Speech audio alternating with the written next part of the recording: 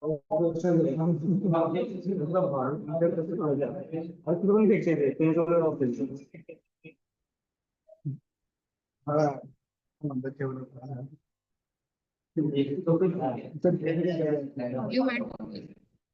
Thank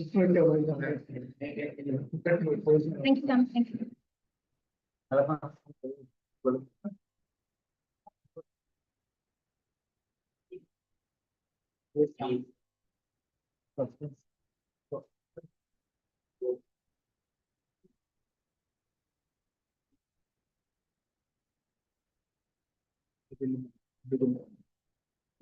तो आगे आपने सुना।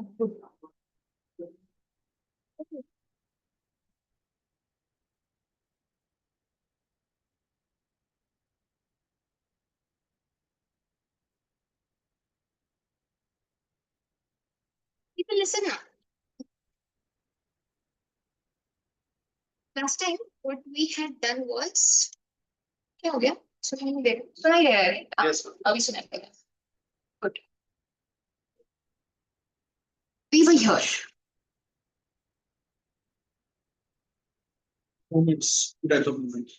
We had already covered what geomorphic processes are. Now we'll go ahead and I want to feel like Chucky now. Okay, here we are. Geomorphic processes में किसी को पैर मारा गया? अच्छा, okay. Geomorphic processes में हमने कल देखा था कि we have endogenic processes and exogenic processes. Endogenic processes जिसका जो energy होता है, the power to move the structure of the earth or surface of the earth comes from within, okay, within the earth. मतलब earth के अंदर जो stresses set up हो जाते हैं, seismic waves वगैरह होते हैं, volcanism होता है, तो we are looking at that energy, okay. Basically plate movements. What we are essentially looking at is plate movements, okay. And exogenic processes में the factors are clearly external, temperature differences, climate की वजह से, या फिर external factors होते हैं जैसे erosional agents वगैरह होते हैं, तो उसकी वजह से ये processes होंगे. That is what we call exogenic processes. तो endogenic processes में हम clearly 4 categories बनाते हैं कि they are epirogenic movements, meaning जिससे पूरे के पूरे continents बनते हैं, either uplift होता है या submergence होता है, okay, emergence या submergence होता है. So we are looking at those processes. या orogenic processes meaning mountain building processes, है ना. वो स्पेशली आपका वो दोनों की वजह से होता है, टेंशन की वजह से, कंप्रेशन की वजह से, मतलब फोल्डिंग फॉल्टिंग दोनों की वजह से होता है. But we are looking into orogenic processes. Next we go into volcanism, जहाँ पे हम volcanic processes, मतलब how volcanism happens वो पढ़ते हैं. Volcanic mountains क्या होते हैं, कितने types के होते हैं, how the actual lava or magma comes to the surface of the earth and so on and so forth. And then earthquakes, we'll cover earthquakes, okay. These are the 4 major things that we cover in this chapter. Endogenic processes meaning endo as in inner, internal, genic meaning जहां से genesis होता है या origin होता है. So endogenic मानी internal origin जिसका होगा ऐसे processes, okay. मतलब internal energy जिसकी वजह से वो processes happen करते हैं, okay. The processes happens because of the internal energy. And geomorphic मतलब earth का structure या earth का surface change कर देगा, right. तो ये processes are driven by the forces which are emanating from deep below the surface of the earth. Deep below the surface of the earth जो भी changes होते रहते हैं, rather plates move, plates don't move, उसकी वजह से वो जो energy release होती है, that will cause these processes to happen.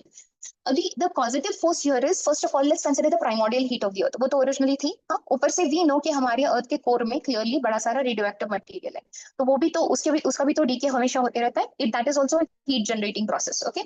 तो उसकी वजह से you see वो mantle का जो structure है, ऊपर crust, बीच में mantle, नीचे core, उसमें हमेशा temperature differences होते हैं. नीचे core की तरफ का जो हिस्सा होता है वो हमेशा considerably higher temperature का होता है.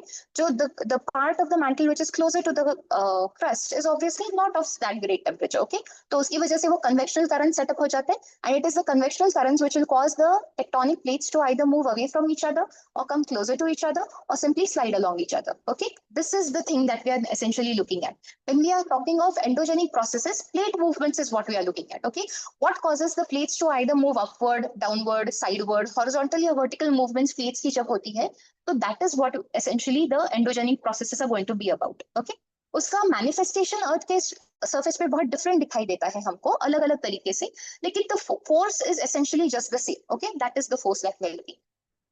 Alright, first movements over here are going to be epeirogenic movements, okay. Epiro meaning we are relating this to continents, huge sections of land.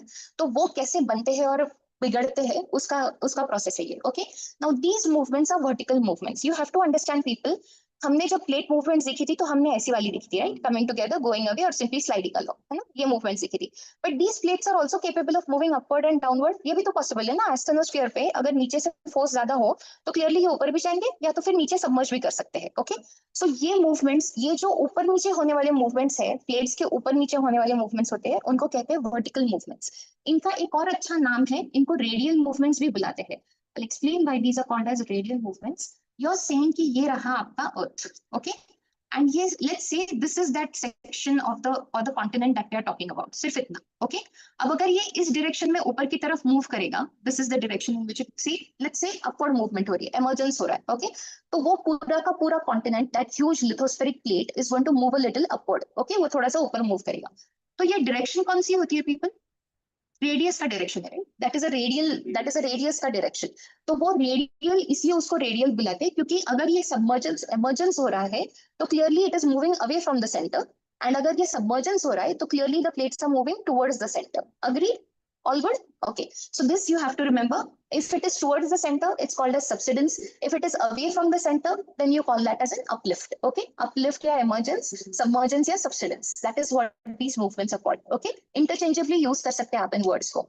In movements की खासियत होती है एंड इसका कैरेक्टरिस्टिक्स आपको usually compare and contrast करते वक्त UPSC पूछ लेता है क्वेश्चंस में। आप यूजुअली एपायरोजेनिक मूवमेंट्स को एंड ओरोजेनिक मूवमेंट्स को कंपेयर करते हैं। तो कॉन्टिनेंट बिल्डिंग मूवमेंट्स या एपायरोजेनिक मूवमेंट्स जो होती है, या वे स्लो, उनको होने को 150-200 मिलियन साल लग जाते हैं। Okay, we are talking of 150 to 200 million years, alright. And ये यूजुअली बहुत बड़े बड़े एरियाज को अफेक्ट करते हैं। कॉन्टिनेंट्स के जो बहुत बड़े बड़े रीजन्स होते हैं उसको अफेक्ट करते हैं, पूरा का पूरा Siberian plateau and all. We are talking of such huge things. Okay, and usually इनके जो अपहीवल्स होते हैं लैंड के, उसकी वजह से बहुत ज्यादा डिफॉर्मेशन नहीं होता है लैंड का, ऐसा हल्का हल्का रोलिंग टोपोग्राफी टाइप्स का डिफॉर्मेशन हो जाता है। ओके, हमको दिखते वक्त थोड़ा सा हल्का लग रहा है अभी यहाँ पे, लेकिन वो ओरिजिनली ऐसा छोटा सा ये लग सकता है आपको, लेकिन हिमालय का डिफॉर्मेशन अलग दिखता है, right? It is very strongly that sort of deformation. तो ऐसा वाला डिफॉर्मेशन एपायरोजेनिक में नहीं दिखता है। एपायरोजेनिक मूवमेंट्स में जो डिफॉर्मेशन होता है वो काफी हल्का होता है। Okay, there is slight deformation and उसको अंडुलेटिंग या फिर वेवी सरफेस बुलाते हैं, रोलिंग टोपोग्राफी टाइप्स का। तो वैसा सरफेस दिख जाता है आपको। एंड इसमें एक खासियत याद करनी है आपको, you have to remember one thing, these movements ना, एपायरोजेनिक मूवमेंट्स से, सपोज ये रही आपकी प्लेट, ओके, ये किसी भी जनरल शेप में आपकी प्लेट है, तो इस प्लेट का एक सेंट्रल ब्रॉड हिस्सा है जो यूजुअली किसी, ये बहुत स्टेबल माना जाता है। Okay, the reason being plate के ये जो साइड्स है, हाँ, इसके साइड में कोई और प्लेट आ जाएगा, है ना, वो प्लेट या तो दूर जाएंगे या पास आएंगे या फिर स्लाइड करेंगे along each other, and then वहां पे बड़े प्रॉब्लम्स होते हैं। जहां पर कहीं प्लेट बाउंड्रीज होते हैं वो रीजन स्टेबल नहीं माने जाते, वहां पे आपको वोल्केनिक एक्टिविटी दिख जाती है, साइस्मिक एक्टिविटी दिख जाती है।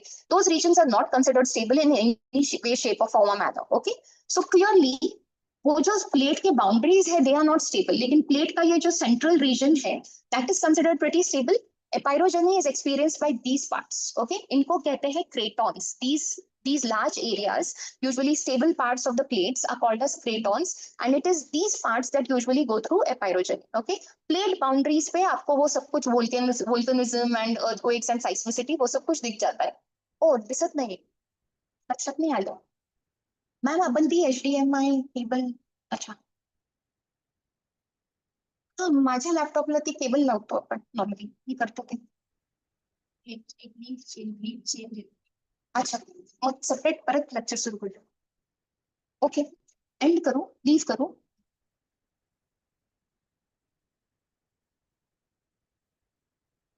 तुम्हाला असाइन करू, assign अनिसला assign.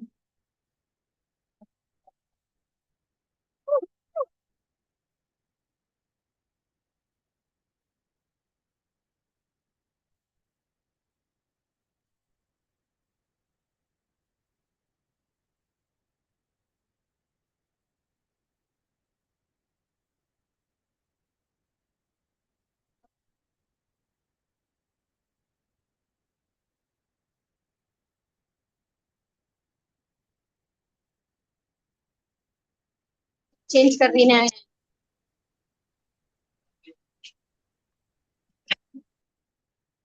Somebody saying something? नहीं, nobody saying something. Please have this. And leave कर, leave.